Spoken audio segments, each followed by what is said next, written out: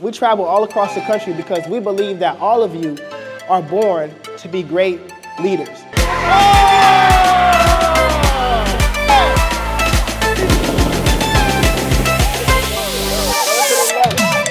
We're about to take you through the very first phase of what leadership looks like. The first phase is about communication. Who is a leader in your life and why? There's one person that we're going to talk to every single day once school starts, and that's going to be yourself. It's important for you to learn how to talk to other people, but before you can lead others, you got to learn how to lead yourself. How do you speak to yourself whenever things don't work out in your favor?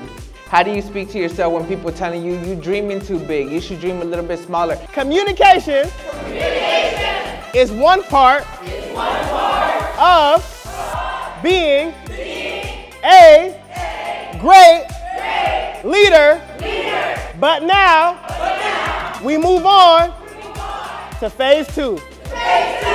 This phase, we're testing to see how you act. All right, as a leader, talking is good, but the way you act is gonna make all the difference. We're testing to see if you're gonna give this your all. As a leader, communication is good, conduct is even better, but character is truly what makes people great. Your values, what's on the inside.